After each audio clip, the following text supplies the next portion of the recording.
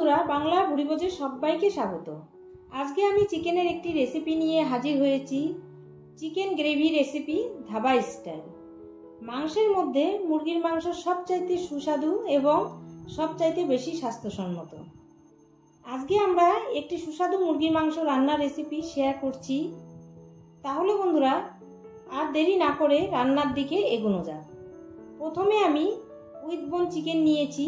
পিসগুলো একটু বড় বড় করে কাট করে নিয়েছি।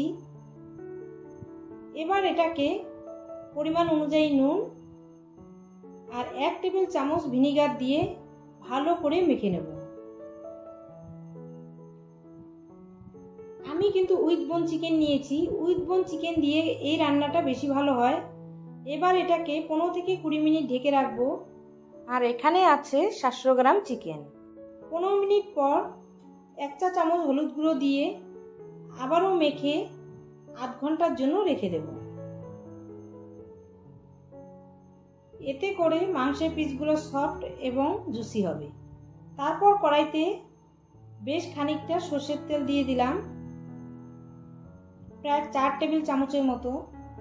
তেলটা গরম করে নিয়ে ম্যারিনেট করা মাংসের পিসগুলো একে একে দিয়ে দেব।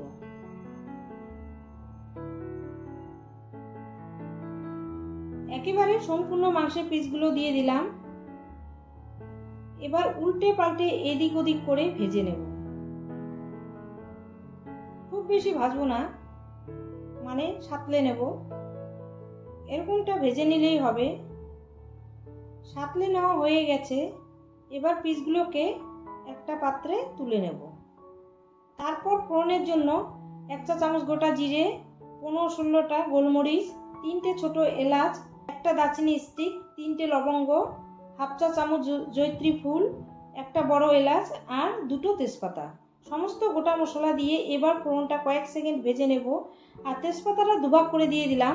ফোড়নটা থেকে সুগন্ধি বেরোতেই কুচিয়ে রাখা পেঁয়াজটা দিয়ে দিলাম। এখানে 3টে বড় সাইজের পেঁয়াজ কুচিয়ে নিয়েছি। এবার পেঁয়াজটাকে 2 মিনিট নাড়াচাড়া করে হালকা ব্রাউন করে ভেজে আদা রসুন বাটা 4 চা চামচের মতো দিয়ে দিলাম। এবার আদা রসুনের কাঁচা গন্ধ চলে যাওয়া পর্যন্ত কিছুক্ষণ ভেজে গুঁড়ো মশলা অ্যাড করব।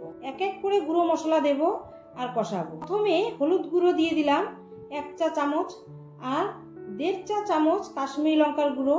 এবার 3-4 মিনিট কষিয়ে 6 থেকে 7টা কাঁচা পাকা লঙ্কা আর 2টো মিডিয়াম সাইজের টমেটো কিউব করে কেটে নিয়েছি দিয়ে দেব।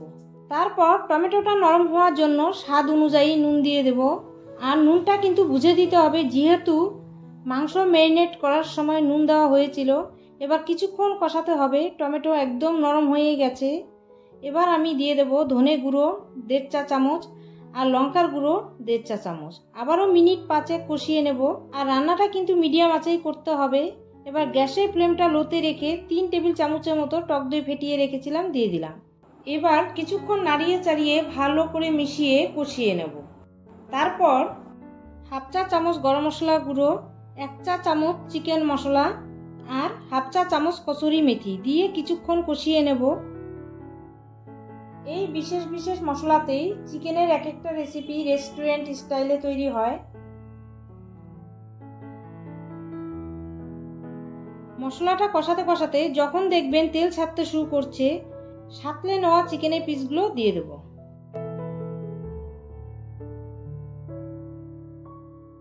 তারপর মাংসের মধ্যে মশলাটা ভালো করে মিশিয়ে নেব। ঢাকা দিয়ে দিয়ে কষাতে থাকবো। এতে করে মশলাটা মাংসের মধ্যে ভালো করে ঢুকে যাবে। মাংসের সাথে মশলাটা ভালো করে মিশিয়ে নিলাম। মিশিয়ে নিয়ে ঢাকা দিয়ে 7 মিনিট রেখে দেব। মাঝে একবার নাড়াচাড়া করে নিয়েছিলাম। 7 মিনিট পর দেখেই কিন্তু বোঝা যাচ্ছে মশলা থেকে তেল ছাড়তে শুরু করছে, পুরোপুরি কষানো হয়ে এসেছে। বন্ধুরা, মাংস যত বেশি কষানো যাবে মাংসের স্বাদ ততটাই বাড়বে। আবার এদিকে খেয়াল রাখতে হবে কষাতে কষাতে মশলাটা যেন তলায় লেগে না যায়। এবার ভালো করে নেড়ে চেড়ে একটা জায়ফলের কিছুটা অংশ গ্রেট করে দিয়ে দেব। 1/4 চা চামচের মতো দিয়ে দিলাম। আবারও ভালো করে নাড়িয়ে চাড়িয়ে মিশিয়ে নেব।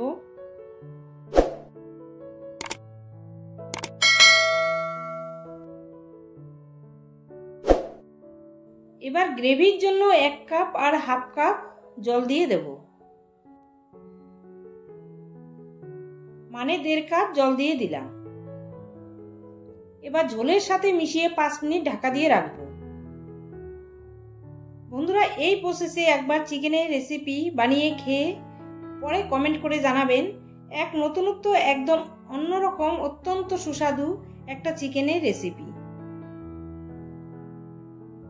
ঝোলটা ফুটে গেছে বন্ধুরা, দেখেই কিন্তু বোঝা যাচ্ছে যেমন খুব সুন্দর হয়েছে, খেতেও তেমনি অপূর্ব হয়েছে। এবার ঝোলটা একটু নাড়িয়ে নিলাম। দেখুন বন্ধুরা, চিকেনের পিসগুলো কিন্তু খুব সফট, তেমনি জুসি হয়েছে। এবার ওপর দিয়ে কিছুটা ধনেপাতা কুচি ছড়িয়ে দেব গার্নিশ এবং ফ্লেভারের জন্য। একটু নাড়িয়ে মিশিয়ে নিয়ে গ্যাসটা বন্ধ করে ঢাকা দিয়ে 5 মিনিট রেখে দেব।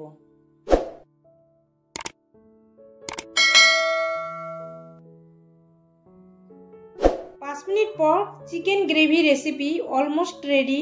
বন্ধুরা, শুধু কষাতে হবে এই মশলাগুলি দিয়ে, মাংসের স্বাদ বাড়বে 4 গুণ। এক নতুনত্ব ধাবা স্টাইলে চিকেন কারি। এবার একটা বলে সার্ভ করার জন্য তুলে নেব। তাহলে বন্ধুরা, রেসিপিটা যদি ভালো লেগে থাকে লাইক, কমেন্ট, শেয়ার আর সাবস্ক্রাইব করার অনুরোধ রইল। পাশে থাকা বেল আইকনটা অবশ্যই প্রেস করে দেবেন, কারণ আমি চ্যানেলে যখনই কোনো নতুন রেসিপি শেয়ার করব খুব তাড়াতাড়ি আপনাদের কাছে পৌঁছে যাবে। আজকের মতো এই পর্যন্তই। ভালো থাকবেন, সুস্থ থাকবেন। ধন্যবাদ।